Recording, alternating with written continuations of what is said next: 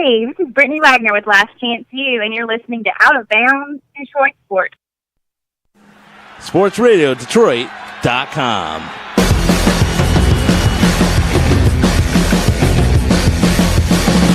We don't need TV to entertain us.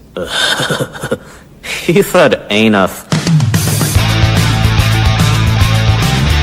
I like Very it. well said. I like Your it a lot. beard is still incredible. It is. It's getting to that level of like. Majestic almost. I'm excited about it now. I finally reached that level that I'm proud of it. My beard is so gross right now. Like I have pubes just glued to my face. When the fuck did you have long black hair? Basically, almost all the specs I have. You did not. You did have long black. You look like Ringo Starr. It looks so stupid. Smells like Cypress Hill concert in here. I think Shakira is incredibly attractive. I think her music's terrible. It's just yodeling. It's yodeling. Leo, Leo, Leo, Leo.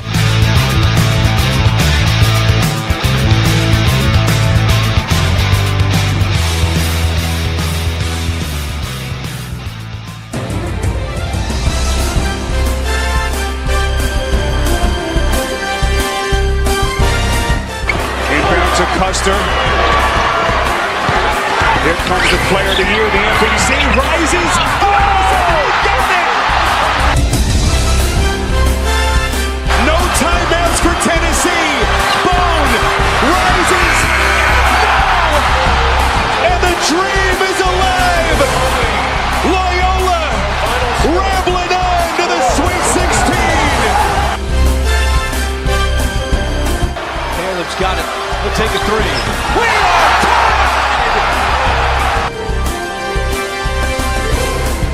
Cody Martin, step back two, is short. Rebound to Hall. They got to get the last shot. Hall gets the bounce. 9 seconds to go. 4 seconds to go. Broom, his pass deflected. Ball is loose, and that is it. Nevada pulls off a miracle. That's out on the floor now, baby.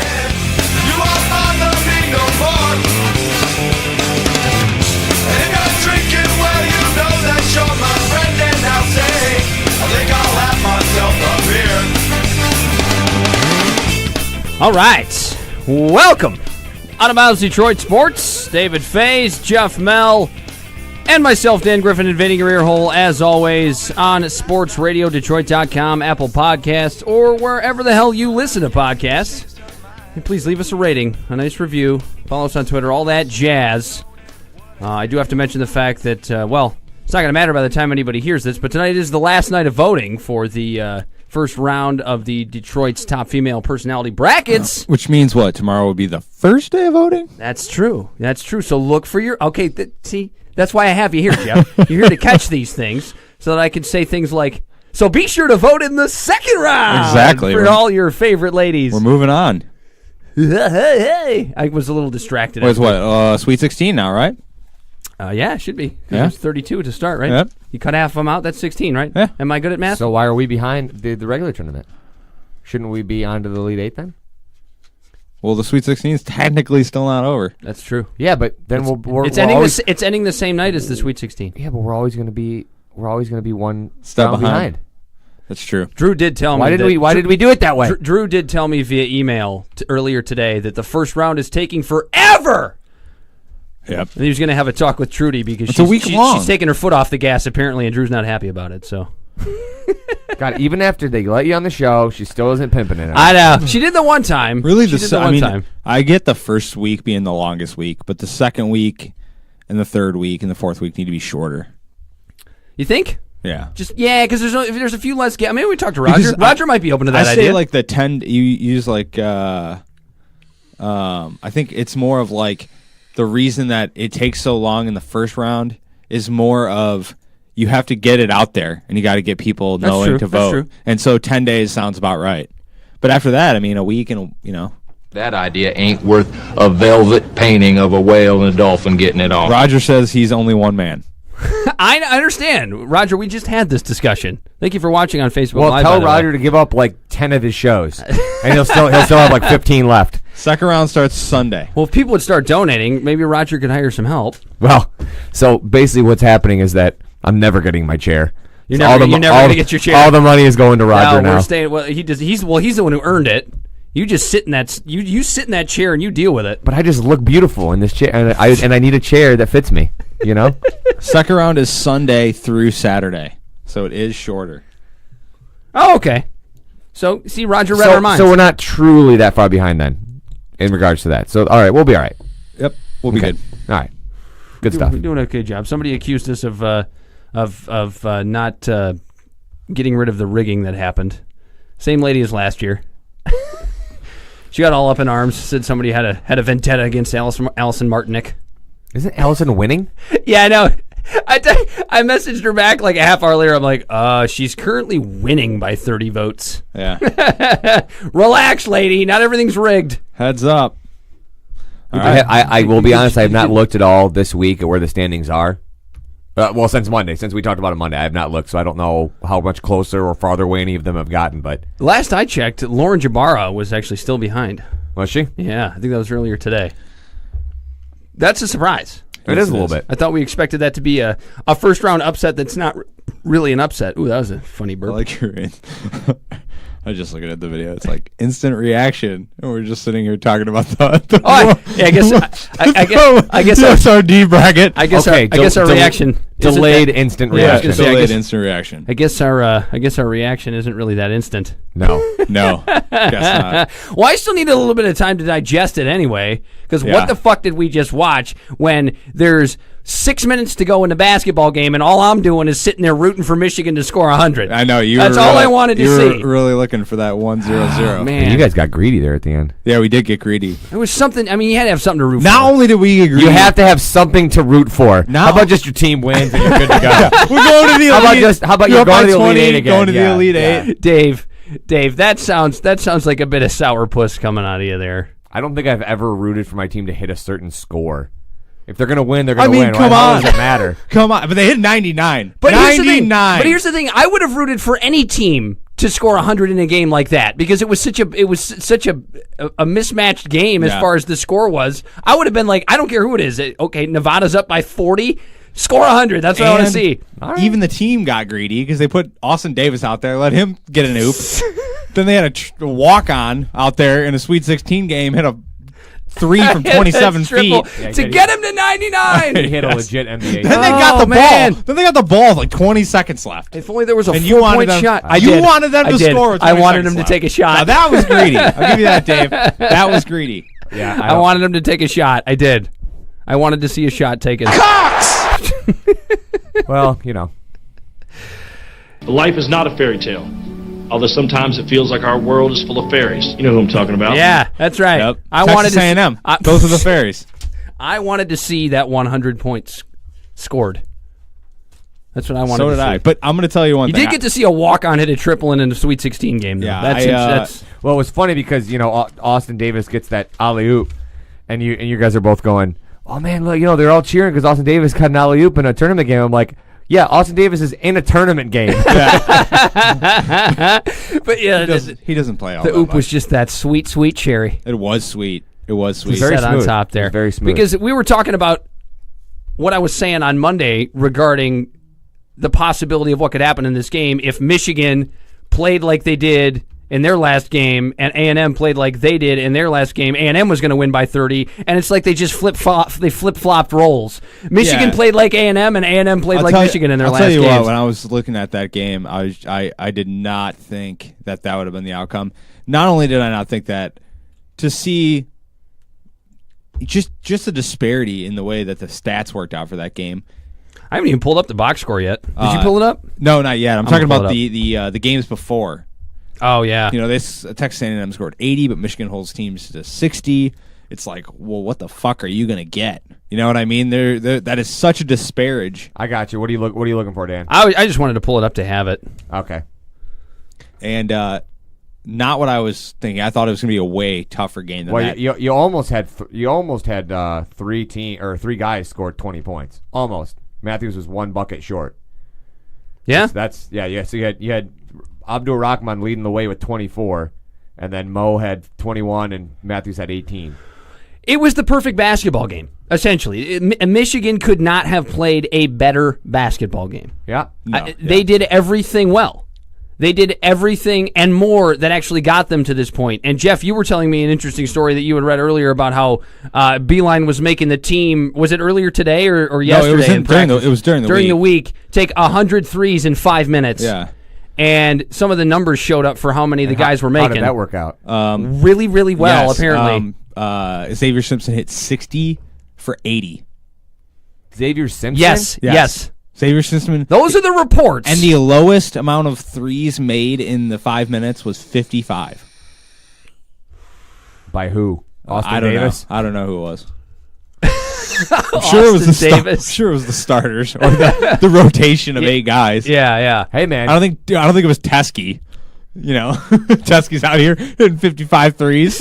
No way. I don't understand why. I don't even think you could get that many off in 5 minutes because you're not in the sweet spot. I don't know how I keep losing it. You got to find the condenser. Hello. There you go. There it is. I think we found it. Maybe. Now we got to hear the golden pipes of David Faze. Did I find it? I think I got it back. Yeah, turn it straight on. Well, it never works that way. Oh, I might have to. You know what? This is a fucking show meeting. I might have to adjust some stuff on here. Yeah, I don't know. I don't know what's happening. But can't be happier. Obviously, really nervous going into this game. You can be happier. Going to be really nervous next. You'll be happier if they win the Saturday. title. Oh, I'll be happier. Could have been happier today. You sure you want to do this, man? You're drunk. I'm drunk. You're drunk. Everybody's drunk. Yep. Everybody in Ann Arbor this evening. Yeah, everybody in Texas A&amp. Well, what's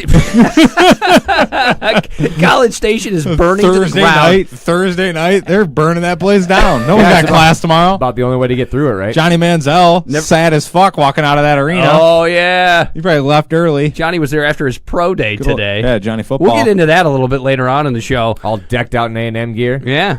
Good for him. A good alum. He seems to have turned his life around. Yeah, well, we'll see. So good for Johnny.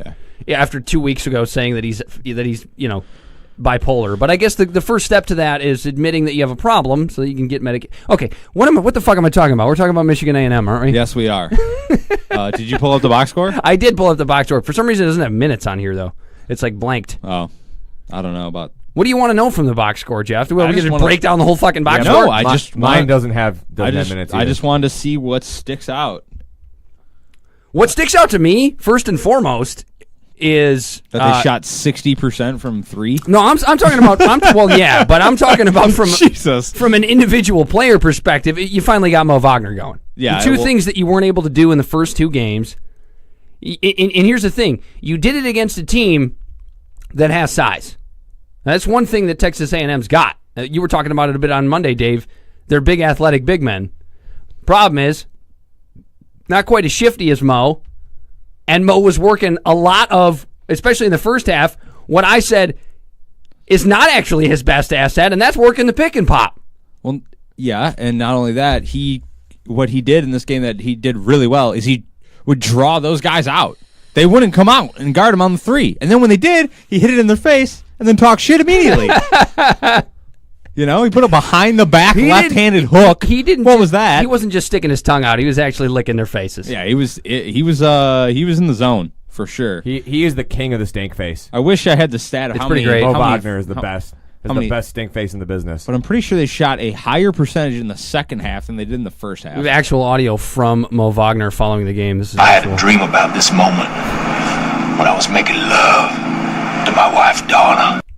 It's going to be hard to beat somebody who shoots or who scores 62% of the time and hits 58% from I don't even have percentages on mine. What the fuck am I looking at? Do you need percentages? I'm just looking at points, assists, and rebounds. It's the only thing on here. What is this shit?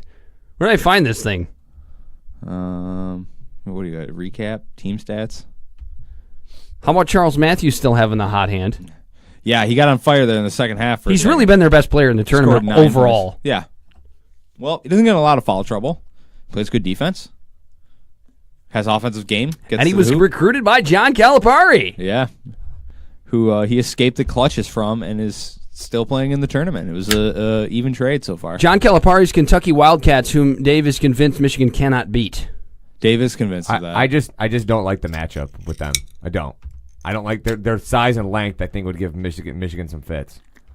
I said the same thing about A&M. I understand Kentucky's different before you even go there, but you did say the same thing about Texas A&M. I thought it down low, but Kentucky's big everywhere. Like, they're long everywhere. Yeah. Hot. You should get a room with them. They are long everywhere. Maybe I will. Don't tempt me. But the way Michigan played defense today, there is not a team that if they can play defense like that against any of these teams, there is not a team they can't beat. True. I'll give you that. That defense in the first half was locked down. The reason they got so many points is because they had so many steals. Let me see how many steals they had. Defense, they had 12 steals. Well, I know Simpson had 6 on his own. Or did he end up with 7? I think he had 6. They got 14 turnovers. Rockmont had 7. 7 steals? Oh, I'm sorry. I thought you said assists. I misheard They you. out-rebounded them on the defensive end, which is something that I would not have guessed going into the game. They killed them in free throws, 87%. No, well, you gotta understand. This was the type of game where there was a stretch, probably the last, I don't know, I'd say 6 to 8 minutes of the first half, where Michigan broke their will.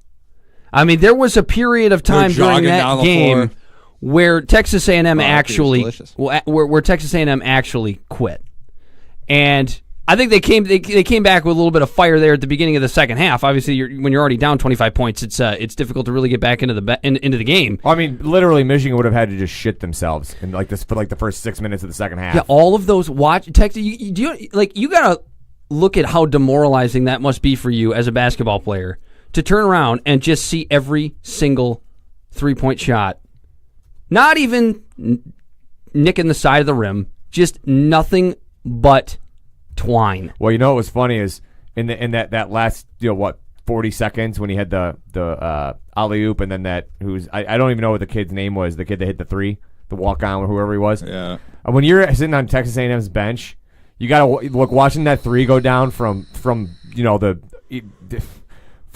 the Pacific Ocean. You got to be thinking all right, yeah, I guess that's what's happening tonight. Yep. Like, it's just, what are you gonna do?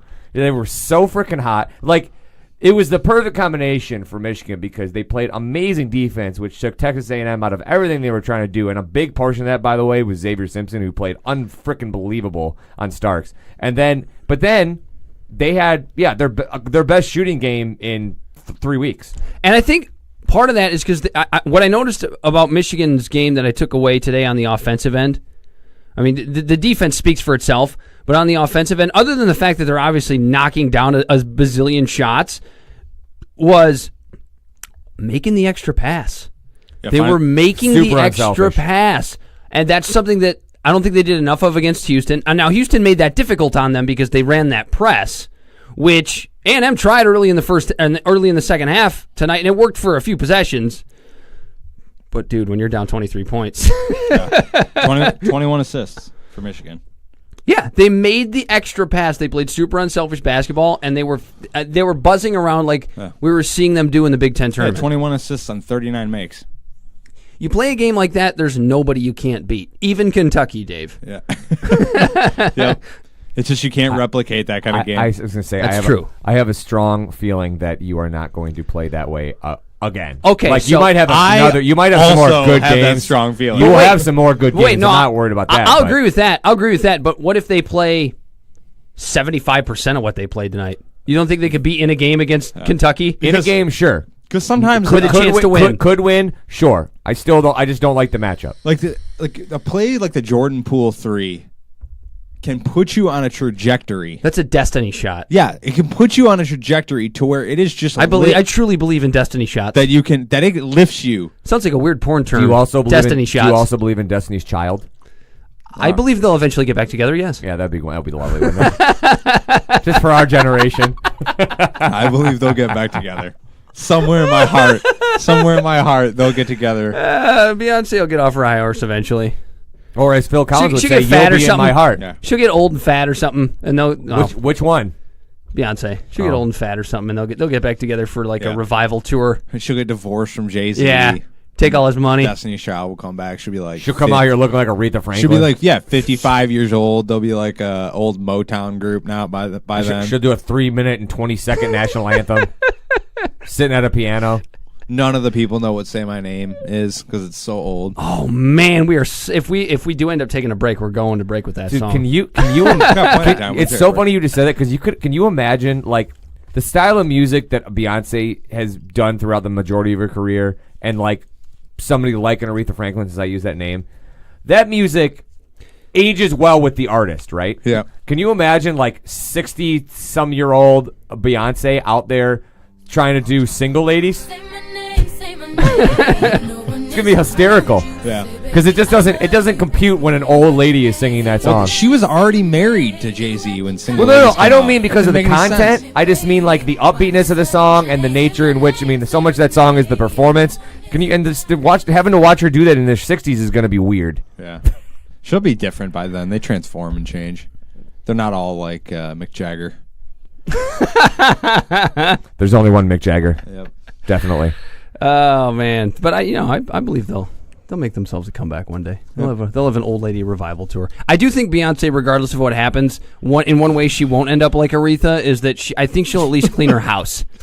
We're somehow smoothly transitioned into. This is a completely effortless conversation. I just thought for a second, I'm like, where the fuck did that come from? Where did we transition? Nope, no problem. No problem at all. The Destiny shot. Yeah. That's where it came from. Yeah, and it sounds like a weird porn term too, doesn't it? Yes, it does. It's stepping up the money shot just to another level. All right, more about we make weird connections. The actual Destiny shot. But I think it can turn your team around. Turns the whole thing That around. was not as effortless. No. That transition was not as. I feel like I should come up with a sounder for that. Yep, segue. That is a pretty good one. But we're segueing back to something we had already talked about before. But what the hell is happening? I really don't know. You better get your boner pants drop ready. Cause Your boner pants. Yep, use the boner on pants. Saturday. I may be old-fashioned, but the man says wear your boner pants. I wear my boner pants. My boner pants will be on Saturday. My boner pants are dirty. Heyo. Likely have Gonzaga. Soiled them. Yeah, you pooped in them? Come on, man. Pooped in them. Jeez. Well, I mean, we still have to await who Michigan plays, but I think likely it'll be Gonzaga, right? Probably. That's my guess. Yeah, but you never know. But we're not gonna break it down because we'll sit here and talk about it for 20 minutes, and then Gonzaga will fucking lose, and everybody will turn the show off. Yep. Well, that game's not happening. I don't need to listen to this garbage anymore. We put enough trash out there. It's been a crazy tournament. Not only has it been when you have a team in the tournament that is successful, especially this tournament with everything all the twists and turns and craziness of this tournament. Michigan just has the road to go all the way. Yeah, I was saying that the other day. Okay, let me say this. Even if Dave, you have been awfully quiet. They can not really. I'm the one that brought up Destiny's Child. I guess that tells you where my head's at. No, but that was an aggressive beat in my brain. No, but let me. I don't even want to say retract my statement, but let me just say this: if Michigan can get out of let's just say they get out of their side of the bracket. Let's say they are the championship competitor, championship game competitor from the left side of the bracket, right? Yeah, I don't, and I mean this even way more so even than against Kentucky. I do not like their matchup with either team that's going to come out of the other side. But Dave, because if it's Nova or Duke, I don't think they beat either of those teams. Dave, at that point, you've made it to the championship. Yeah, you've already done that once, and you didn't win it. And you did. You're gonna. Okay, so that was a game. You want to go back to 2013? That was a game where people were saying the same thing. They're not going to beat Louisville. They're not going to beat Louisville. And they were in it the entire time. They were up by a point at halftime with a magical outing by Spike Ulbrecht. Still didn't win it. You didn't win it. But you're so if they go and do the same thing, why does it make it better? But what you're saying is you don't like the matchups, and that's fine. Correct. But the way it's coming out of your mouth is if it's as if you think that they wouldn't even have a chance to beat those teams. I didn't say that. I don't like the matchup. I don't like their ability down the stretch in a game like that to come out with a victory. So if you get to the championship game and don't win it, Based off of what? Villanova has the best player in the country, and they're super well coached, and they're playing super hot. All They've got a ton of shooters. And Duke, I don't think anybody in the rest of the tournament's beaten Duke. Duke's the best team. They have the best player, the best big man in the country, coming back at the right time. They're playing really hot. They're an insanely talented basketball team. I think Duke's going to take it. That's my feeling. All right. I mean, I wouldn't bet against Duke winning it all. But the thing is, if you're putting them in a scenario where they're in the championship game, I mean, you gotta like their chances at least a little bit. Now maybe if you're going 60-40, you're going to go with the other team. But I'm not gonna sit here and say that. I would hate any matchup that much at that point. I wouldn't say like outright I'm favoring Michigan to win the tournament right now. I would say they still have a long, road to hike. I mean, I would certainly think that they would be favored to get to the Final Four at this point, regardless of who they play in the next game. Well, they should. I think they're going to be favored against either of the teams that they would play in the next game. Yeah, why not? They're a higher seed. If they play Gonzaga, are they going to be favored by the highest 12? seed in the bracket? You just blew out the Aggies. But I would say that they'd be favored by a few. Yeah, they're favored in this game. Somewhere between 4 and 6, I would think. Yeah, I don't think they're going to be whatever games they are or not. Whatever games they are favored in the rest of the way, I don't think they'll be favored by very much. I just meant more, not necessarily like the championship game, but more of the. I don't see any problem with them making it to the championship game, just because. I mean, obviously they, as this tournament showed us, you can lose on any night, but I'm not afraid of Gonzaga. I don't see anybody coming out of the South bracket.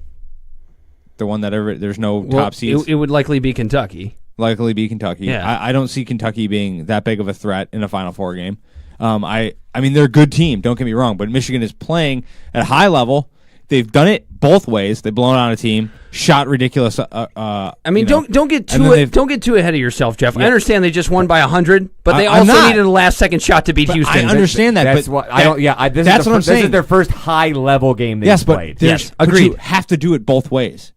There are going to be games in the tournament that you have to squeak them out, that you have to play tough, and you have to overcome at the end. You faced adversity. In other words... And then not only that, then you went out and you go, hey, here's a statement game. We're going to drop 60% from 3, and we're just going to destroy you. That's not a bad point. That's, Michigan's been in both of those spots. That's what makes... How many teams win a championship without being in both of those spots?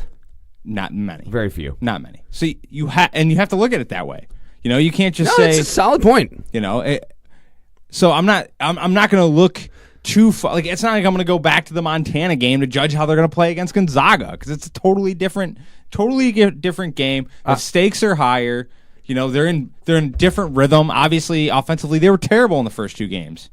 Yeah, but they were awesome in this game. I'm also not saying that you can go back and look at a previous performance to predict exactly how they're going to play against somebody else. That's not what I'm saying either. I'm just making the argument, as you're talking about, they're playing at a high level. This was their first high-level game. Yes, it's the most recent one, and yes, it puts them into the Elite Eight, which obviously that's a good way to go in there. But I'm looking I'm looking at them as a whole, not just. They've won 13 games straight. Yeah, I thought it was 14. Now what today? It might be 14. I think it was 13. Who's counting? I'm looking at them as a whole picture like that. Of course, you're going to have games where you Elementary, struggle. my queer Watson. They've won 13, 14 straight games. They found a way to win all those games against very tough opponents. They won a Big Ten championship. Yes, they struggled with 12 days off, but so did all the rest of the Big Ten teams. And now they're starting to get into it. They had a whole week to plan for any of the possible matchups, the 3 teams. You get the whole week to plan for all 3 teams. To put it in perspective for you, though, Jeff, you and I were both very nervous about this game. Of course. Going into this game. Trust me. But it was based on the way they were playing in the first 2 games. Somewhat, yeah. But today they showed a lot of good things. They showed that they can ratchet up the defense, which they've done. That part hasn't lagged at all in this tournament. That is one constant. The defense has played very well, even with Houston, who were dropping some super tough contested shots against them. But the offense... That's promising.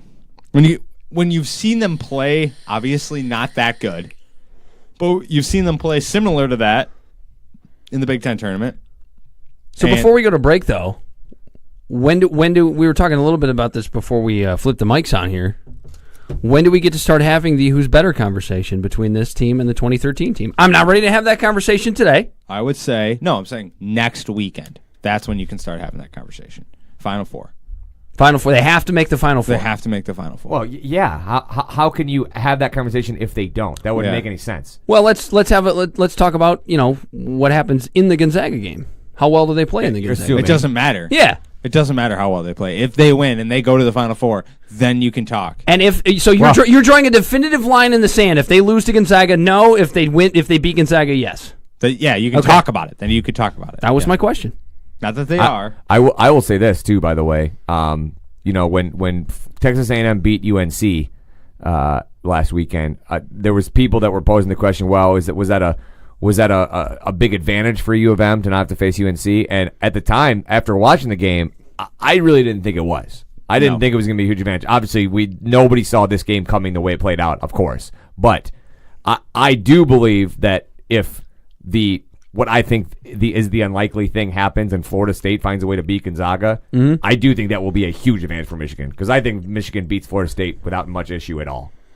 I don't think that Florida State's that good, and if Florida State finds a way to sneak out a game against Gonzaga, I don't think Michigan will have that big of an issue with Florida State. They'll have to grow. The one thing that they would have over Gonzaga is that Florida State can grind. They're not a team that's going to beat you with talent. That's not how they got to this point. And Gonzaga, the one thing that would scare me with Gonzaga can grind right back. They can, and the one thing that would scare me about Gonzaga for U of M is, and you're going to say, well, you already said that, and I did. But again, I feel, and look, I'll eat crow on having said it about Texas A&M, because again, I had no. Call me sir, goddammit! There's no chance in hell that you would have gotten me to think that this kind of game would have happened the way that it happened. Nobody. Nobody. Nobody would.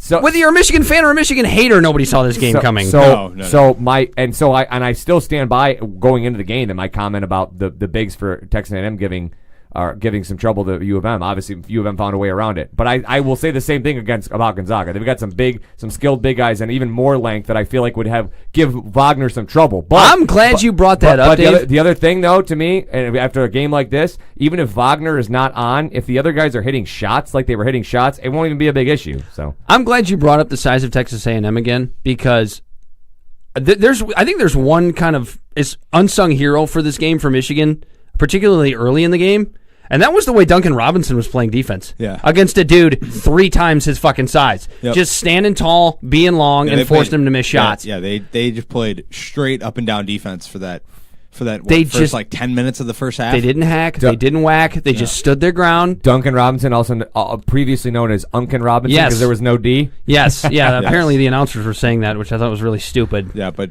I feel like they just made that up. I mean, they've all kind of had their games where they've played, except for Xavier Simpson. He brings it every night on the defensive end. The guy is a freak of nature. How does he not get tired? Ever? I have no idea. He looks like a video game. He's a low center of gravity, that's why. Where there's no there's no stamina in a video game. From an endurance go turbo at all the time, like the whole time. From an endurance standpoint, I feel like he could jump into the NBA tomorrow. I know. He's in and be able to play 82 games. Ridiculous shape to be able to play defense at the level he plays. All right, we got to hit a break. I don't know what else we're going to discuss. Lions free agency, a little bit more. I've got some stuff. I actually did a little bit of show prep today. Of stuff? You're going to find out. That's what we call a tease in the biz. Some good stuff? Probably not. Oh, okay. This is me we're talking about. You're listening to Out of Bounds Detroit Sports. David Faze, Geoff Mell, myself, Dan Griffin. If you're watching on Facebook Live, thank you very much. And please do not forget to download the podcast, the full show, tomorrow. Apple Podcasts, you can find us, or go to sportsradiodetroit.com. and download the full show there. I think that's it. Did I forget anything? No. Yeah, vote for your favorite ladies. All right, don't go away. Why don't you say the things that you said to me yesterday? I know you say that I was doing things. Something's going down, that's the way it seems. Shouldn't be the reason why you're acting strange. Nobody's holding you back from me. I know how you usually do. When you're saying everything to me times 2. Hey, this is Darren McCarty, 4-time Stanley Cup champion with the Detroit Red Wings. You're listening to Out of Bounds Detroit Sports on sportsradiodetroit.com.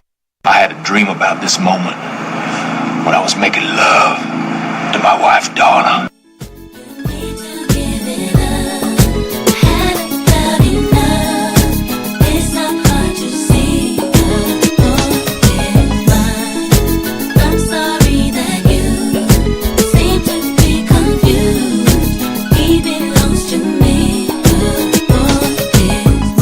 Yeah!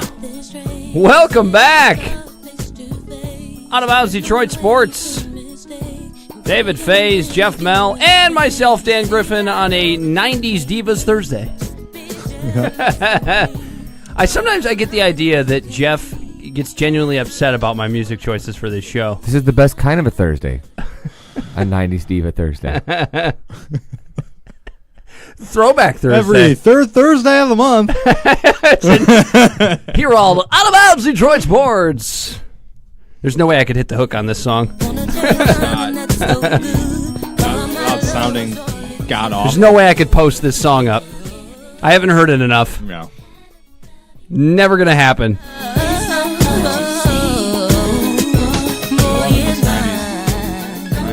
Bringing you some brandy on Hot 101. Seattle's top pop.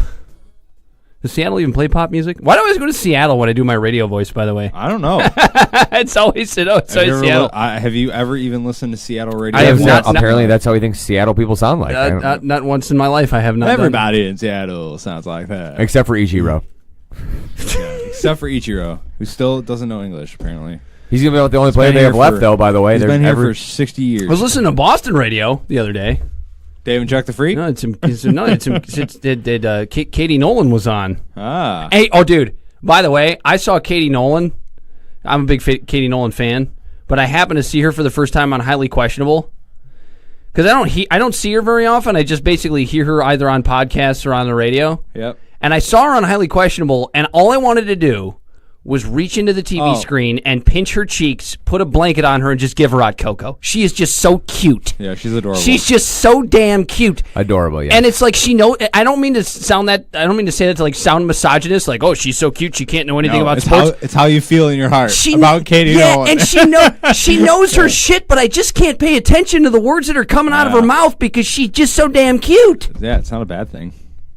I just want to give her hot chocolate and watch Christmas movies with her for like an entire afternoon. It would be one thing if she was bad at her job and she was just that adorable and that's why she's on TV. No.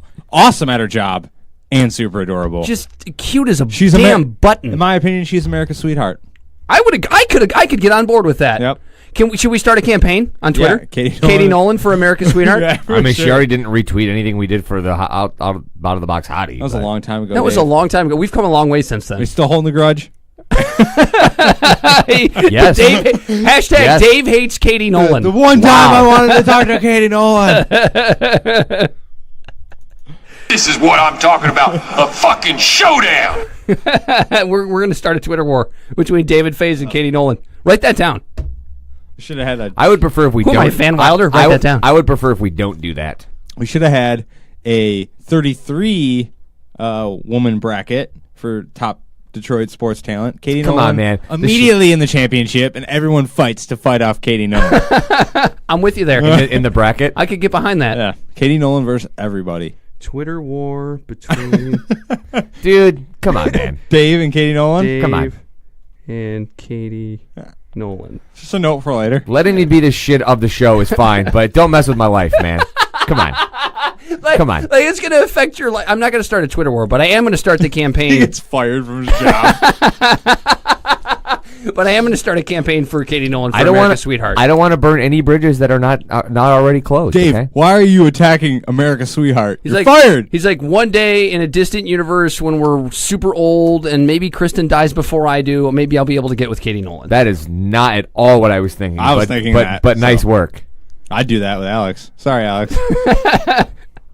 Wait till you're old. You know, you're in your 80s or something like that. Yeah, Katie Nolan will probably still be cute by then. I would dump Alex for Katie Nolan right here and right now.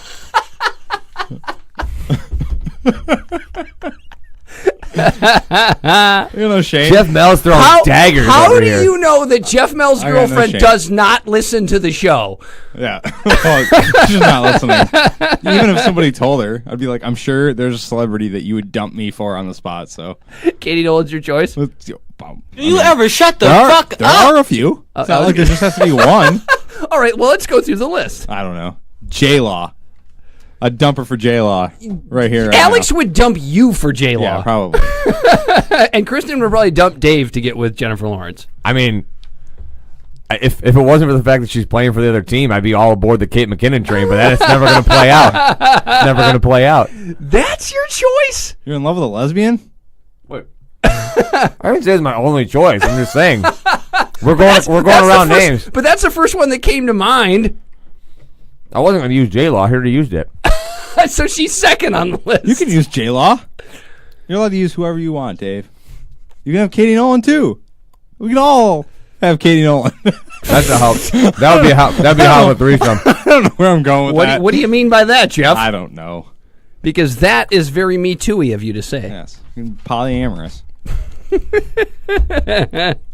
I don't remember. Only if Katie Nolan is consensual. God. Of course. That goes without saying. I like my women consensual. Well, that's a drop. Hey, I don't care. That's a drop if I've ever heard one. It's true. Isn't it sad, Might as though, well just write the that timestamp we've gotten to a point in society where we actually have to say that? Yeah, it's ridiculous. Because, I mean, I would feel like that should be implied, but it's not always. Make a lot of jokes here on Out of Bounds Detroit Sports. It's true. We do. I did. Most of it we don't mean. I don't remember where the hell that segment was going before we started talking about how cute Katie Nolan is. And then it just took a dark turn. I don't think we were going anywhere, to be honest. We started with the Brandy song. We're just talking about that, and then I don't know what the hell happened. Well, what we could start with is the flagrant against Blake Griffin tonight that we saw.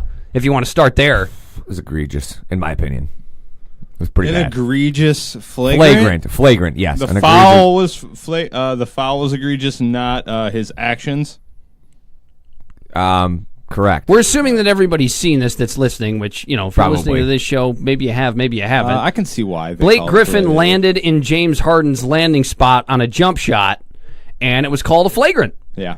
And James Harden was wallowing around on the ground like a dead fish for about 5 minutes. I mean, honestly, he was just shot. It looked to me like the NBA equivalent of running into the punter. You think it was that light? Yeah, he bumped him. Well, he didn't bump him. He jumped out into him to where he was landing. Blake knows better than that. I would agree that it should have been a foul, but I think it should have been a common I just feel foul. like they just think, hey, you know better than that. Superstar flagrant call. Yeah, somewhat. Yes. Judging by what I've seen.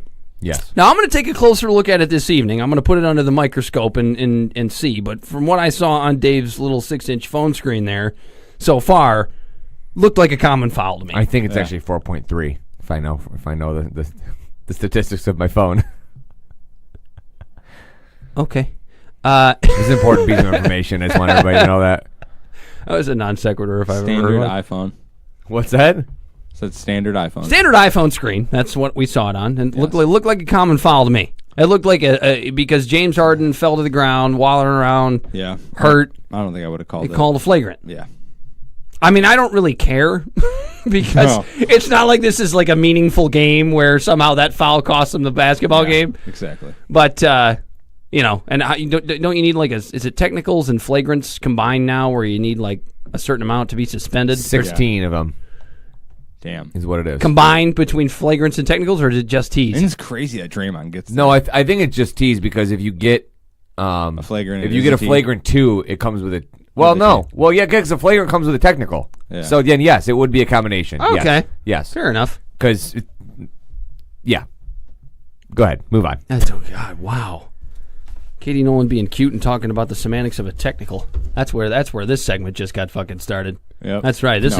Katie Nolan. It started with Brandy. Katie Nolan and the semantics of a technical, I believe, is the episode name, by the way. This is the only show. Write that down. This is the only show in the world where you will hear Brandy, how cute Katie Nolan is, and the semantics of a I technical. think you have to write it down. All within 5 You're minutes. the only person with a pen and a piece of paper. I'm too drunk to remember what I just said, so here's I got the you. paper. All right, give me a pen then. I can do this. You literally just had one. It's I around. know, I did. go. Isn't that crazy? That's a that's a pencil. broken pencil, and I bet you these pens don't work. Just put it right back in there. I mean, what the hell happened to your pen that you just had? That's a good fucking question. I don't know. What's going on? I gotta hold I this. bet you that pen doesn't work. I gotta hold this listing ship. Yeah, okay, go before ahead. It sinks. Where were you going to go with this? I have no idea. There are a couple topics we can talk about. I need my notepad back to find out what those are, though. Lions free agency. What else, though? Finally brought in a DT. The Red Wings are out of the playoffs for sure. And That's they're tanking quickly. I was actually trying to get through an entire NHL season without talking Red Wings once. That's why we haven't had Sean Belegian on the show. It's not because we're mad at Sean. Yeah, we'll have to because we have no interest in talking hockey. I don't think we could ever be mad at Sean. That's true. No, we can be hard. call him up when we go into the playoffs, though. NHL playoffs. Fair enough. Oh, yeah, for sure. When it gives us a reason to watch hockey For sure. again. Or were you waiting for me to Yeah, find? I am waiting. Well, and there's more, back. and the best thing about the playoffs is the fact that just there's more national games that you could actually watch. That's part of the problem. What the hell, with Sean? regular What the season. hell is Sean going to be watching? The Red Wings are going to be out. The Habs aren't getting in. Yeah, I know. I don't know. Tough hockey season. I wonder who he likes in this And this season. And that's going to be the bulk of our hockey talk for the remainder of the NHL regular season. Vegas Knights. Vegas Golden Knights for the Stanley Cup That this is year. quite a storyline. Yes, it is. I'd love it. Now, I would all love right, it. we can talk hockey for a second. Although they did just lose Marc-Andre Fleury for a significant period of time, so we'll see how that works. That's going to hurt. Yeah. But they've got what's his nuts? Subban's little brother. They got PK's little brother in there. Yeah, what was his Malcolm? I believe Malcolm Subban. Yeah, he's the actually playing pretty well. First black goalie since Freddie Braithwaite. That might be right. No, there's probably been a couple. Kevin others in Weeks. there. Yeah. Kevin Weeks. Freddie Braithwaite. That's like When we do talk hockey, don't we go all over with it? Like the last time we talked hockey was Manny Malhotra. this is a very obscure. Man, you love Manny Malhotra. Every time we have to bring up hockey, somehow you got to sneak his name in there. This is super obscure. And now it's Freddie fucking Braithwaite and Kevin Weeks. If Dan entered a room, Who's your favorite black If goaltender? Dan entered 248. a room and Katie Nolan was sitting in one chair and Manny Malhotra was in another chair, I think he might pass out and die. I think he might. Sounds like a three-way if I've ever heard He one. might go to the other side. I don't like. Okay, I don't like him that much. I don't know. I mean, you basically had a love affair for him. Maybe I do. Yeah. Yeah, maybe I'll get a room with him. Only if Katie Nolan's there in the corner. Teach me face-off etiquette. No, I'll be with Katie Nolan, and Manny Malhotra can be in the corner beating off, and I'll be fine with that. God. Is this like a real Louis C.K. situation? Yeah. Like, what do you? What's happening No, here? he has permission. It's taking a dark turn. He has permission. Louis C.K. didn't get any This permission. got dirty. Yeah, let's move on. Only if it's consensual. This got really weird. Did not. You take it. That is a drop too. This got really weird. He's just definitely. just delivering drops. That drop actually will get used a lot. Yes. I think on this show. What about the Tiger spring training game today? Oh, people getting thrown You out. got pitchers getting bean thrown ball. out in a spring training game while not even hitting the batters. Did you see the pitch? No. Didn't hit him. Well, which guy are you talking about? Matt being thrown Boyd out? was the first one to get tossed after pitching by the way, a pretty nice game. He's gonna be fine. He's gonna be fine. Yeah. I had his numbers. Oh yeah, he pitched 4 2/3, gave up a run, 5 hits, and had 3 Ks. He had a nice afternoon. And all of a sudden, what's his nuts? Who the hell was the umpire? It was Tom Hallion was the umpire today, and he breezes one by one of the Phillies. I had his name here too. It was. I don't even know how to pronounce this name. I need Roger's help. Odubel Cabrera. Odubel Cabrera or Herrera. I'm sorry. Odubel Herrera. Yeah, throws it by him, and gets called for a hit batsman, and is thrown out of the game. And Herrera, after the game, tells Philly reporters the pitch didn't hit him. Never hit him. And Ron Gardenhire said that the umpire's explanation was that I can tell when somebody's throwing at somebody. And by the way, somehow, by the grace of God, Gardenhire wasn't thrown out of the game. But like 3 Phillies and 2 Phillies coaches were, including the handsome Gabe Kapler. Since you brought up Gardenhire, I do want to make this mention, and not that it's going to necessarily come as a shock, but it is, I think, kind of a pretty big indictment, the fact that it came out of one of the players' mouths, and it was from Jordan Zimmerman. He was interviewed by, you know who? I actually think the person who wrote the article, if I'm not mistaken, I think was Will Birchfield from 97.1 CBS, local, whatever. Anyway, he wrote an article about how Zimmerman's pretty much said flat out that there is a ton more accountability under Gardenhire than there ever was under Ausmus. And you're going like, well, that's not good. I mean, and again, it's not like it's to me, it's not like it's a big shock. I wasn't surprised to hear it, but it's just again, like I said, I think it's an indictment that came out of a player's mouth that he's saying, well, yeah, it is an indictment. That's bad. It basically, I know there was a play last year that Zimmerman brought up about Zimmerman or Castellanos kind of running through a sign and getting thrown out at third. It was he was told to stop at second on a long double and tried to stretch into a triple and got thrown out at third. Imagine that. And Nick Castellanos gets thrown out trying to stretch a double into a triple. He should be stretching doubles or triples into doubles. Wow, he's not that slow, for Christ's sake. He's not Victor Martinez. Anyway, but basically there was a very little dialogue about the situation, which if you're a manager and you are in control of your team, when that guy enters the dugout, you're going to rip into him and you're going to tell him what's up, and he's not going to do that shit again, right? But Ausmus pretty much poo-pooed it. And basically what Zimmerman was saying was that with the veteran room, that Ausmus just assumed people would police themselves. No, but you can't do that. But here's the thing. Here's the thing. You can't be afraid to approach veterans and tell them your shit. What the fuck are you doing? Wait a minute. What are you doing there? But that's what I'm saying. Hold on. I'm going to defend Brent Ausmus from this one. Oh, this will be juicy. From this one small perspective, in that you don't necessarily have to rip into a guy. Right, but you should have. You got to go have a conversation with that guy, at least as the manager. I'm not saying that every conversation has to be a yelling match. That wasn't my point. I'm just saying you have to address things. I would agree with that. And it basically sounds like that didn't happen. Yeah, he just assumed that guys would talk amongst themselves and figure shit out, and that clearly did not happen. I was just playing a small devil's advocate on that one. He didn't have handle of the room. He did not have a handle of the room, and I think he did it. He completely did it to himself because he allowed that to be the case. And I don't know if it was a fear of getting on a player's bad side, but you know what? If you're a manager of a baseball team, you got to say, fuck that. I don't care.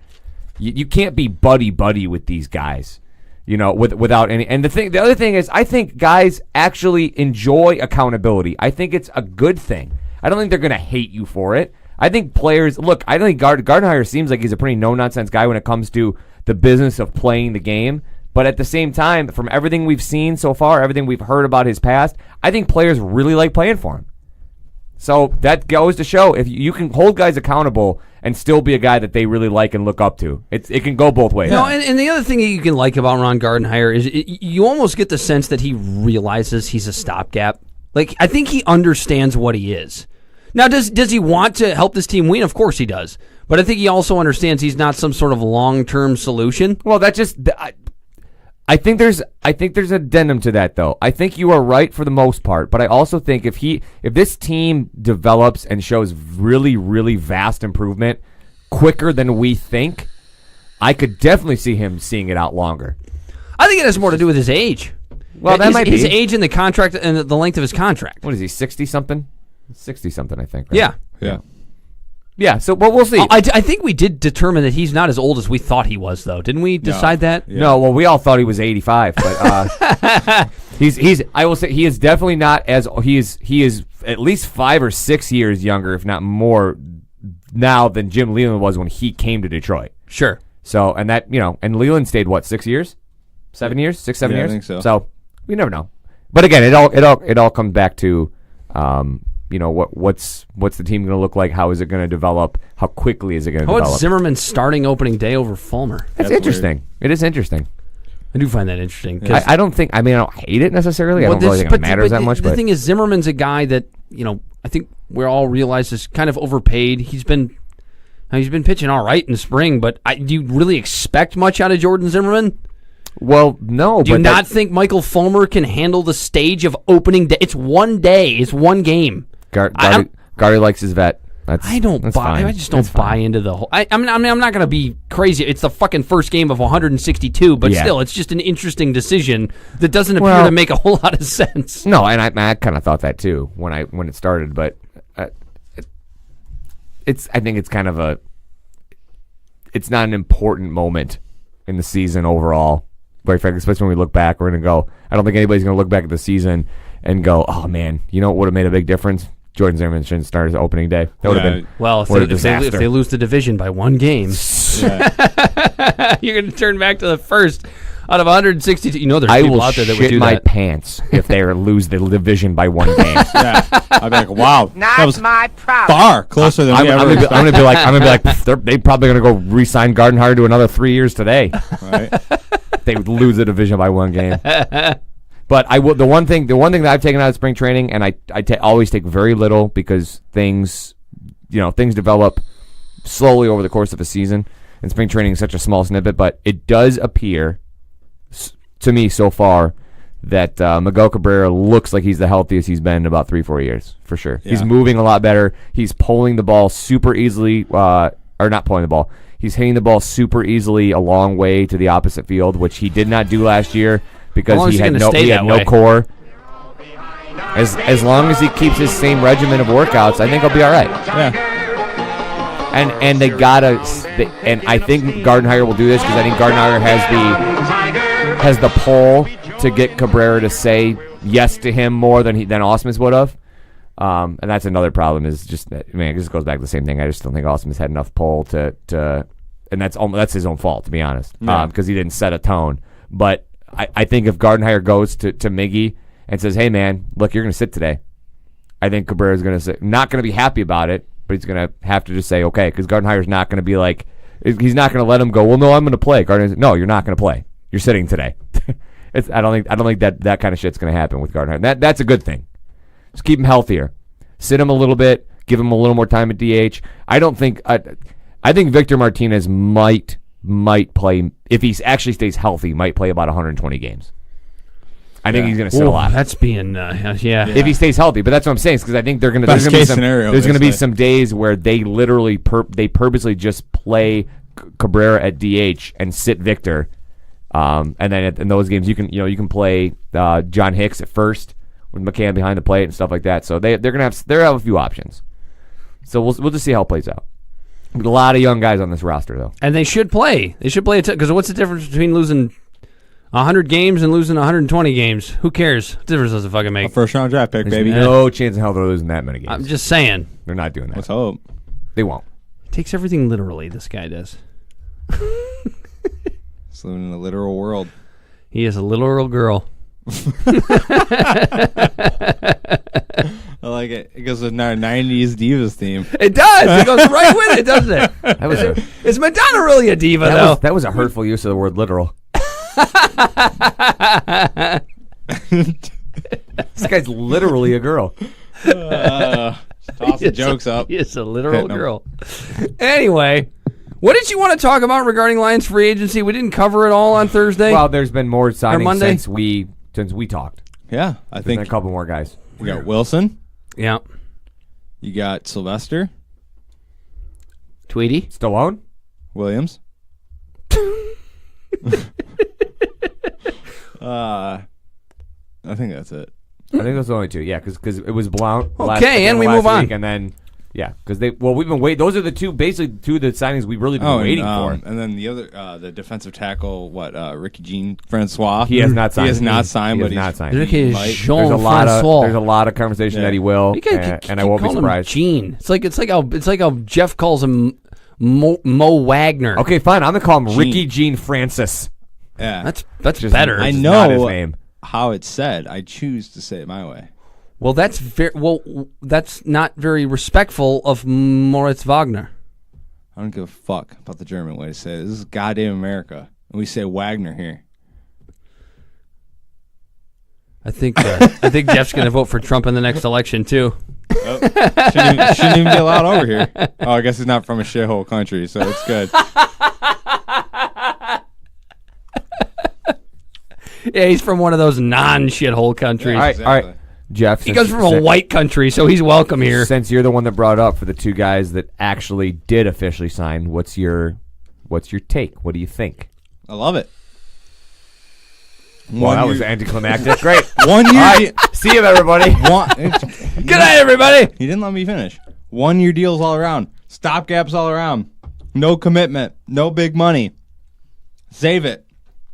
Draft the positions of need. You're still going to draft a defensive tackle. You're still going to take a running back. Probably going to take Wouldn't be at another all tight end. surprised if my wife had her lips wrapped around his Johnson at some point. Well, I think Wilson might not necessarily be a 1 year guy if he produces. Yeah, you could re-sign him. It's a super cheap deal. Yeah, you could re-sign him. Yeah. And he's still young. What is he, 25? He's young. Yeah, I think he's just coming off his rookie. He rookie is. deal. So he should be. Join us every home game live from the Detroiter Bar in downtown Detroit. So he should be 25 or 26. Either way, he's a young guy. So that's good. And so is Williams.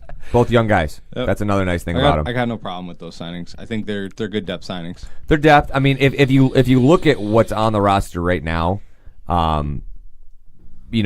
if they don't go out and make any other big signing on the defensive line, or don't draft a nose tackle with their first overall pick or something, I think Williams is your starter next to Robinson, which actually fills a need big time because his strength is run stuffing, right?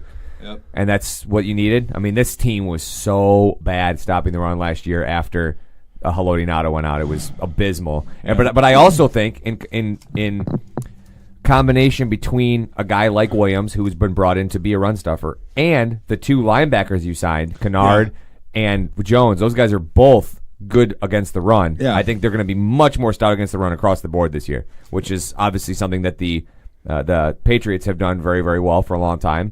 Staple of a Matt Patricia defense, and so you're seeing it start to come together a little bit. I think you can probably take linebacker out of the one of the top picks too, because they signed those guys to multi-year deals, so they're looking for those guys to be here for. Those guys are centerpiece type players. I mean, there's a couple other guys out on the market.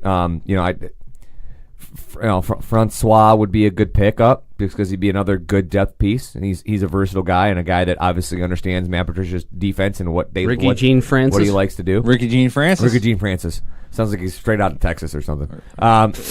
Woman. It's like John Sebastian Gerard and Ricky Bobby had a baby. Yeah. Jean Gerard. Ricky Jean Francois. I thought you were going to say Jean Sebastian Jaguar. No. Speaking of obscure hockey players, one of my favorite. They're one of the best playoffs I've ever seen out of a goalie before. One of my favorite obscure lines from Talladega Nights when Jean Gerard says, "I saw the Highlander. It is shit." Yeah. That idea ain't worth a velvet painting of a whale and a dolphin getting it on. Indeed. But did you guys see Zay Jones getting in a nude fight with his brother? Yeah, I wasn't interested in watching it. I just you're gonna watch it. I know I'm going to watch it. By the way, the other last thing we'll say about Lions free agency is the other thing before we get into Zay Jones fighting his brother nude, because it's inevitable that's going to happen. That's how it goes on the show. But the other thing about Wilson, I'll go to the other guy again. But the thing about Wilson is he hasn't really had a chance to be like the guy before. Yeah. And he's got good athleticism. And there's some plays, if you watch a little bit of highlight tape on YouTube, which obviously there's not a ton when a guy's a backup, but if you watch whatever little bit there actually is, he actually looks like he's got some pretty good hands. And look, he played behind Jimmy Graham for 3 years. I mean, you're not going to get a lot of opportunity playing behind that guy. Run first offense. Yeah, so he hasn't had a chance to shine, but he's in the moments he's had. When you look at his career numbers so far, if you look at his catches and his total catches, total yards, total offensive touchdowns, if you extrapolate it out, it's actually pretty solid numbers for a year. So we'll see how he is. Look, I'm not expecting him to come out here and change the world and be an all pro. But if he can at least reproduce Ebron's production, and I think that's incredibly feasible. Well, between him and Michael Roberts, I think they can. I think they'll be all right with that kind of. Well, Roberts is such a big body, and the offense is going to be different. You're not going to run the same routes as Ebron ran because he was just a different kind of player. Yeah, he was a wide receiver. They have 4 good wide receivers. That's what I'm saying. So much of Ebron's yardage was from between the 20s, which look, you got to gain yards. I get that, but in the crunch areas where he was, which is really what he was brought in for, to be a guy that you could go to in the red zone, it didn't work. It just didn't work. He was too soft. Way too soft. So, and the Colts will find that out. Speaking of soft, it's a great segue. What, this guy's ass? No, Zay Jones fighting his brother nude. Yeah. That's why I said this guy's ass. That's Zay Jones. I know who that is. Soft wiener. Yeah. He should be in Game of Thrones. I'm just realizing that I'm pointing to a screen, but nobody knows what I'm pointing to because we don't have We're video, looking at Zay Jones's Yeah. pixelated ass. It's wonderful. It's really right great. now. Thank you, TMZ. On TMZ. And I think this story is fascinating because you know what the first thing I thought was when I saw this? For those who don't know, Buffalo Bills wide receiver Zay Jones got in a fight with his brother while he was nude, and his brother was fully clothed, just in case you needed that detail, and was saying that he was going to talk to Jesus or something. What the fuck did he say? I can't remember what he said. I don't know. That's why we're going to watch it. Something about Jesus. He goes and he kicks out a window on the 30th story of this apartment complex, and there's just blood everywhere, and nobody knows what happened next. And he was arrested for felony vandalism, but not charged. And the cops said there wasn't enough evidence. What? So, yeah, I don't know what the fuck that means. What is this? Did they botch it like OJ? What is this? It's a Kurt Cobain murder? I don't know what the hell this is. But, Buffalo Bills are still investigating this thing. And the thing that I think of is, it's one of two things. And both of them have 3 initials. It's either CTE or PCP. It's one or the other. I think we're on getting close to the PCP here.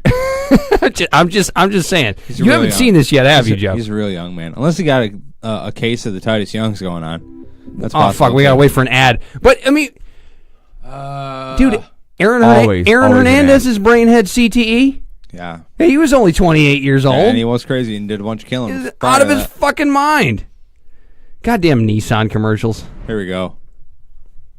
It's really hard to compare a naked fight to killing a bunch of people. It's kind of a rough. I'm just saying, we're talking about CTE, though. One step leads to another, Dave. I think he's just nude. I'm going to fight for Jesus. Nobody can hear this, but you haven't seen it yet. He's just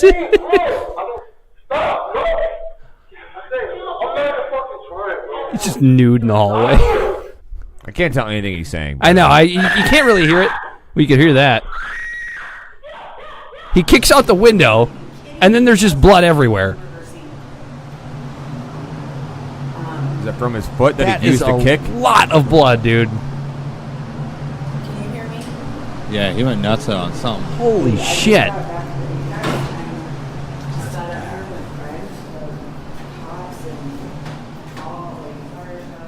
Well, they're walking through the hallway. That is a lot of blood. Blood all over Where the hell floors. is this dude now? He took off. It's like tracking a deer. But what did he? I mean, yeah, There's seriously. blood on the floors, blood on the walls.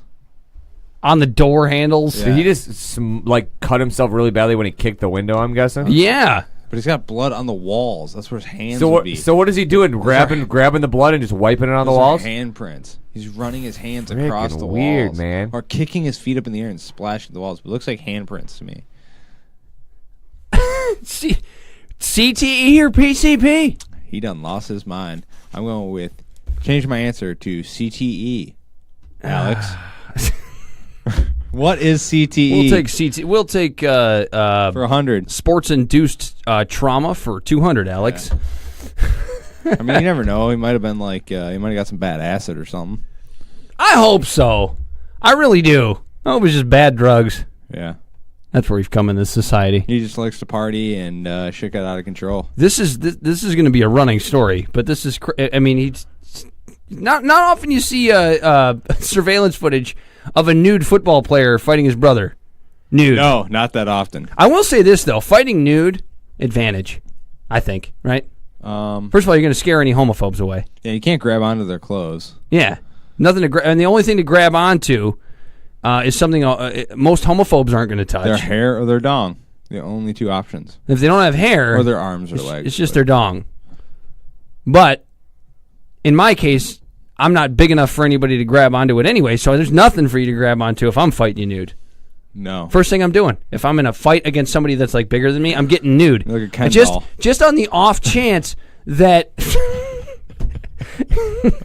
Slip that one in so you notice. Just on the off chance that person that I'm about to fight is a homophobe, right? It's worth it. Like, are the odds good enough that you would want to get nude before you fought a guy like that? I mean, depends on where you are. I mean, it could go really wrong, and it could be the other way around, and he could be gay. It could get weird, and then you're in trouble. Could get weird. I don't think I'm taking that risk. Oh man, no, I'm not getting naked either. I'll wear my clothes. That's a good point. I'm glad you guys talked me off that ledge. Yeah. I also don't think that I would get naked. I also don't think that I would be able to fight with all of my might if I was nude.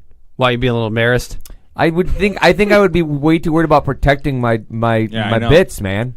But they're just hanging out there. Your bits are hanging out there all the time. They're just covered with cloth. Yeah, but it just the cloth's not doing a lot for you. I get that, but no, it just the force seems so of a much punch easier. or a kick to your cloth dick isn't making much of a difference. Oh, if you got a cloth dick, you got a problem. That's a different problem. Unless you have like jeans and they're tight, that might help a little bit. I don't know, man. Because they can, if you have them tight, you might. I don't know. I think I'm going to change my answer back to I think I'm going to get nude. If I'm fighting a guy that I'm afraid to fight, just a flip flopper. That's all you are. We'll see what happens. It's fight or flight. We'll see what happens when I get there. Either get nude and fight, or get nude and run. So, by the way, speaking about getting nude, yeah. So apparently, this is tweet here. There's nothing to do with anything we're talking about. Stormy Daniels show her boobs during a polygraph. No, and they would say, "True." No, but. So there's this tweet of James Harden just like laying on a couch with just a bunch of dimes. Is he just nude? No, but the insinuation is that he probably got nude with many, if not all, of these women. So this person tweeted this photo and said, "Rockets fans wonder why they don't see the finals. Any other superstar stops this. Like he's just getting tons of sex." But anyway. So then somebody retweets this and says, just gobs of sex. Apparently James Harden has too much sex to make the NBA Finals. It's like the most ridiculous thing. I mean, I think historically it's just been that James Harden doesn't play enough defense to get to the NBA Finals. But now with all the new analytics, with the Rockets scoring 140 points a game, I don't care how much defense he plays. They're a damn good. Here's an even better tweet team. in relation to that, and it takes a play on the Rockets name. This guy said, "I guess too many blast-offs makes him low on rocket fuel." Jeez. Wouldn't be at all surprised if my wife had her lips wrapped around his Johnson. Now, that tweet is both awful and hilarious at the same time, because I love the idea behind it, and that the Ever made joke eye of it, contact with someone while they stuck a finger farther and farther up your butt? the joke of it would have been really funny, That's loud. except for the guy went way too punny with it and kind of ruined it. Because the idea behind the joke is good. Yeah, there's it was well thin line between funny and too punny. Let me hit that. I think we've gotten roll these stupid. I think we've gotten a few jokes or a few jokes and a few good drops tonight. It's been a solid episode. Yeah. I'm gonna have to sift through this one. Yep. Find some good stuff. The only thing left, and it does relate to Lions free agency. There's a major pro day today, guys. Yes, there was. Yes, at San Diego University. Well, there was many pro days today, but that was one of them. This is the number one top pro day. No, I'm pretty sure the Ohio State one was, but continue. Johnny Manziel going out there, throwing 40 passes, completing 38 of them, throwing some seeds, and guess who was there? Matt Patricia. Your Detroit Football Lions. No, he was not. Matt Patricia was not there. Matt Patricia probably wasn't there. Bobby Quinn was there. Matt Patricia was at Ohio State. Yes, he was. He was cheating on Bobby Q with Billy B. Patricia and Quinn were Quinn and Belichick were together yesterday at a different pro day. I'm trying to remember which one it was, but they were at a pro day together. Nude? I don't know. Maybe later. Maybe after. I can't hit that shit. He's so high he can't even figure out how to get more high. It won't come out. I can't even hit that shit, man. Anyway. I can't even hit that shit, man. Anyway, what's your point about Johnny Manziel? The Lions are going to sign him now? Yeah, baby. He's coming. Better than Jake Rudock. He's coming. I shouldn't say that in front of Jeff. Yeah, don't you dare get upset. He just Jake the Snake that boner that he had for Michigan basketball just receded. You know it didn't. Said that. Don't fool yourself. You know who's going to sign him? The Patriots. I was thinking the same thing. Just watch it happen. I was thinking the same goddamn thing. And then he's going to take over for Brady when Brady leaves, and Johnny Manziel's going to be the next Hall of Famer. Watch it happen. Whoa, Dave. He does sound like he's got it a little bit together. I like your enthusiasm. I do have some audio from Johnny. I'm probably going to have to watch an ad first, though. Nope. you talked to any teams? It's free agency right now. Yeah, it's in the process right now. No. Sounds very well together. He He does. I mean, the quarterback market in itself is just playing itself out. So, we'll see. This isn't what I care about. As things continue, all I can really continue to do is he tries to give Sam Darnold and the other quarterbacks some advice. The best person that I can, and football is like, it's my one of my main priorities in my life. But as you guys know and as you guys have seen, like there's other things I'm doing in my life. What the hell is tattooed behind his ear? Would you? On the outside. Month is a draft away. What would you tell young guys like Sam Darnold? It's a tattoo of Zay Jones, Josh naked Rosen, ass. all those guys. I would say enjoy the process. Here, I'll show it to you. Here. Right now it's still you have a little bit of free time. This is the part where they're all done with their pro days, so you can't stress about the draft. I stressed about it too much, and I think it made my time, a little bit uneasy. And if I would have sat back and just really enjoyed it and enjoyed the time with my family, because I know the day after you get drafted and you fly to your team and then you get it felt like you enjoyed it. You got hammered. Straight back to like rookie OTAs, and then you're straight into regular OTAs. He didn't even know what he was straight doing. into like a couple week break, and then you're straight into the season. And that season in the NFL is a grind. So just for them, I wish them all the best. I thought Sam's pro day was great yesterday, just from what I've seen so far. So. I'm pulling for those guys, and enjoy the time now, because whenever you get to the league and it starts, it really starts, and things are a little bit different. Johnny, it sounds like he's pretty put together. Sounds like he's got his shit together a little bit. Sounds a little different than he did it back in the day. There, yeah. I think he's a little humbled, but how can you not be after the shit that he did? I think he did to himself, but is he much different of a person? No, I don't think so. No, here's the thing that upsets me about this, and he's obviously a little bit older, a little bit wiser. No, and that's awesome. Like, good for Johnny, but here's the thing that upsets me about this whole thing. And I got this from a Deadspin article. I wish I could give credit. I don't remember the author's name, but go to Deadspin. I'm sure you can probably find it. It was with regards to Colin Kaepernick. I thought it was a really salient point.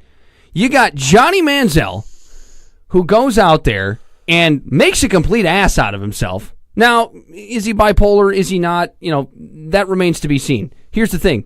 What we do know is that he did some things that most people wouldn't approve of, right? Agreed. Had some issues, couldn't stay on the field, couldn't make it to practice, for whatever those reasons may be, whatever it is. And he has got 500 people showing up to his goddamn pro day when he's been out of the league for 2 years. Meanwhile, Colin Kaepernick can't get a sniff from anybody other than by putting videos out there. Well, it's because he's not good, right? It was a joke. Eric Reed is not yet signed, and it's because he protested. And he's a good safety. I don't understand why he's not signed to a team yet. So there's definitely something to this. I think they're blackballing some guys. Of course they are. My point is, how does Johnny Manziel get 1,000 people at his pro day doing what he's done, showing what he's shown on an NFL football field, but Colin Kaepernick can't get a sniff? There's something wrong there. Colin Kaepernick's a better quarterback than Johnny Manziel. Yeah. There's no question about that. Yeah, one guy went to a Super Bowl. The other guy. Well, Manziel sabotaged his own career to this point.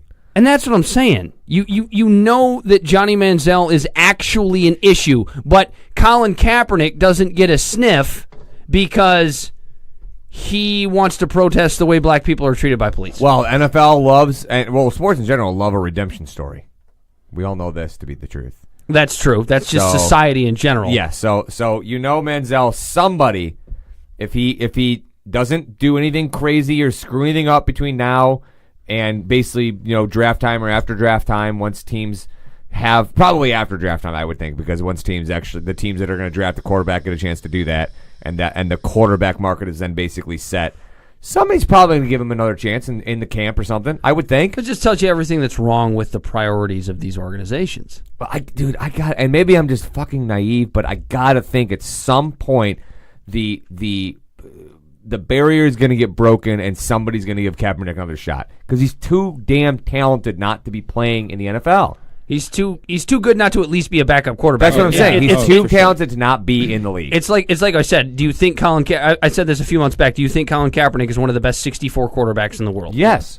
I would agree with Here's that. the other thing. If the Lions tomorrow said, oh, we're sorry, we're releasing Jake Rudock because we're going to sign Colin Kaepernick, I would say, good for you. Let's do it. Good for you. Sign me up right now. Because do you not think, let's say that were to happen. Let's play this really crazy scenario. Let's say that happens. And then you go out and 3 games into the season this year, Stafford gets his first really major injury since his rookie year, right? And has to go out for a number of games, even the whole season. Let's just say he gets hurt for the entire season. And you have Kaepernick there as the backup to come in. You don't think that you still feel pretty good about yourself? I think you do. Especially with what you hope the genius that Matt Patricia is. Well, just to have an NFL quarterback that you know is capable of winning at a high level. Yeah. He's done it multiple years. So... Well, the thing that I turn to is if Bill Belichick can win 2 football games running the option with Jacoby Brissett before he went to Indy, you would hope that Matt Patricia maybe could do the same thing. And Brissett is not as good as Kaepernick. I would agree with that. No. I like Brissett. I think Brissett definitely deserves to be in the league. Like he had a nice year considering his circumstances, and that is a great well, actually, we still don't really know what's happening with Andrew Luck. This is such the Andrew Luck situation is really. Is he odd. ever going to play again? I don't know. He's not even throwing yet. But I was going to say, I mean, unbelievable. If he comes back, I mean, Brissett's a pretty nice backup option right there, right? But right now, it looks like Brissett's your guy until further notice. Which is bizarre. How crazy would it be if Andrew Luck's career was over? It would be. That would be one of the craziest things I've ever seen. If I were the Colts, I'd trade Andrew Luck for the first pick in the draft to Cleveland in a heartbeat. You really think? I mean, Cleveland's done some pretty dumb things, but you really think Cleveland's going to make that move? I think they would. I'd do it at 4. I bet they would highly consider it. I would trade Andrew Luck to 4 because. He's one of the highest paid quarterbacks in the league. To your point about the Browns making some dumb decisions, that would be one potentially dumb decision that at the time I could totally give them a pass for, because the upside, if Luck, but I guess at the other side of the coin though, I think you'd have to give up more than Andrew Luck. Well, I think the other side of the coin though is that I think if the Colts were willing to kind of make a move like that. You have to assume the Colts are going to know the most possible about Luck's medicals, and if they're willing to try to move him, that's probably not a good sign. Yeah, that's just it. If they're willing to try and move him, that should tell you everything you need to know if you're any team that's considering making that move. Because a healthy Andrew Luck is, I think, probably a top 5 quarterback. Yeah, we say that now, though. Whoa. Uh-oh. Roger's calling. Should I? Yeah, answer it on... Oh, I can answer it on the computer. Oh, wonderful. Is it going to come through, though? I don't know. Hey, Raj, can you hear me? Yes. Wow, this is wonderful. We're still doing the show, man. Sorry. And you're on. What's up, Raj? No, you're live, bro. You're on the show live. Oh, well, it's golf, not to me, but I did not know that. Hey, everybody, how you guys doing? We're wrapping up. The Out of Bounds family loves you, man. Did you want to talk something personal, Roger?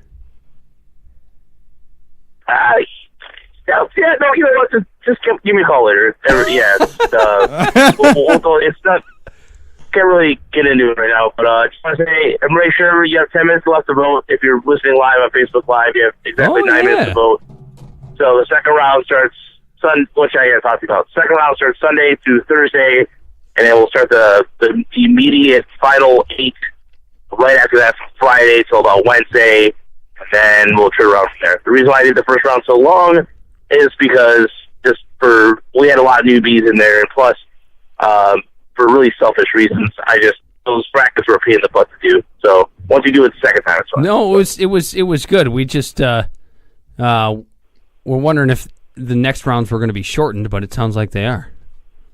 Yeah, they are. It's just doing those stuff on Photoshop can be tedious. So when you're doing it for 16, you times by 2 split it. But now we're gonna do it for 8, which is less work on my end. And then it goes to 4, and then I'm putting the final bracket on Wednesday. So I'm being lazier as I go along. I'm not gonna lie, but it's time management, guys. So I guess as David said earlier tonight, I cut my 15 podcast to 10. And I scale it back a little bit. So, I do what I gotta do, Dave. I take care of my people. And you hired a new fluffer at the same time. It's amazing the things you get done. Yeah, I hired a fluffer.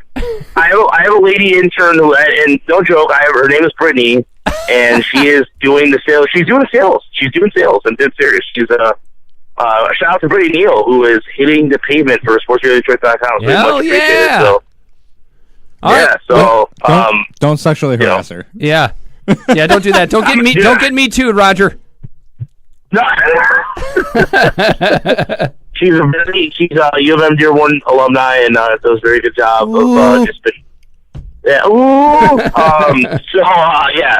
So don't forget to vote, and appreciate you guys all your help pushing this out. So but just give me a call tomorrow whenever you get a chance. I thought you guys were going to be wrapped up by now. That's my fault. So well, no, you're good. We started a little later tonight, and with the game. We're almost glad you called because I might have forgotten to pimp the contest again. So there you go. You heard it straight. You heard it straight from the owner's mouth. Start voting on round 2 right the fuck now, because you're listening to it when round 2's going on. Yeah, round 2 is about to end in 6 minutes. I double checked before. Round 1's about to end in 6 minutes. Round 2 is round one's about to end in 6 minutes, and so if you have not voted, the biggest turnout was the Allison Martinek Rachel Hunter bracket, which I'm not surprised.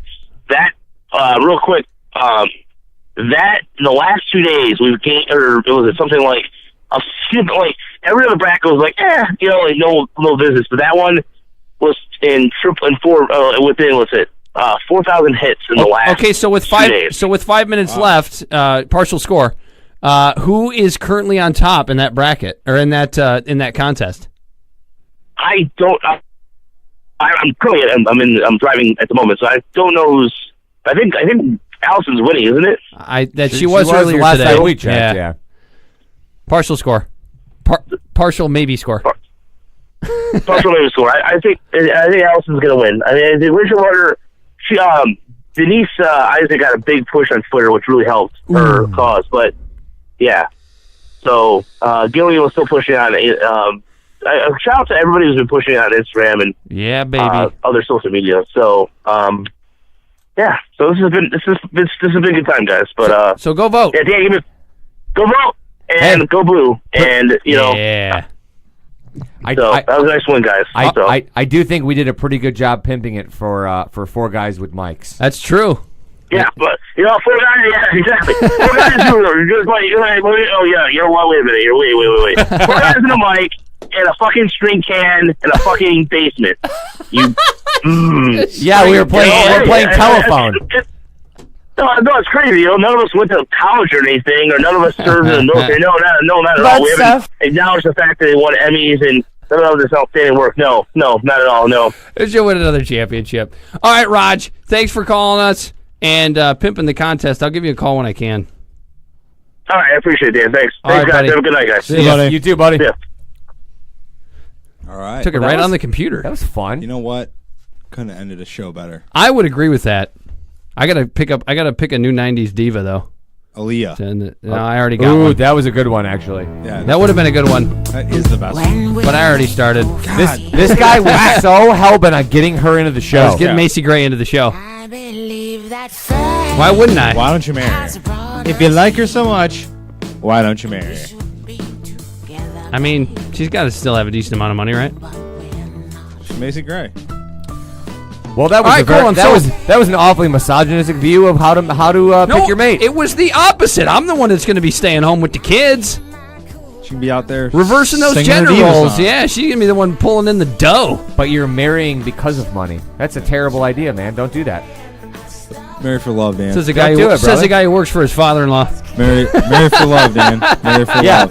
In fact, first of all, no, I don't anymore. Well, that's true. And two, I still work. I don't just get to. I don't get to walk around for free. I haven't worked a day in my life. It's been wonderful. Drive around for free. All right, we've got to terminate this podcast. I think it's been a hell of a show. I think we've had ourselves a nice evening. I mean, I don't know how we worked our way from Destiny's Shot to Destiny's Child. That was magical. Beautiful. Just like the Destiny's Shot was. Even got in some Macy Gray. And the all-knowing. Not only is it playing, but he then has to make sure people understand that Macy Gray is on. Yeah. It's just another little punch right there. Please go to sportsradiodetroit.com and start voting on round 2 for all your favorite ladies. The results should be posted. Sunday, he said, right? Is when that opens? second round Something voting? like that, yeah. I think is what he said. Yeah, do that. Just keep checking. No, but you know what? We need the hits anyway, so just keep clicking it every day and see if it's on Four there. more minutes to vote for round 1 right now. Partial score. You've been listening to Out of Bounds Detroit Sports. David Faze, Geoff Mell, and myself, Dan Griffin, SportsRadioDetroit.com, and we are out of here.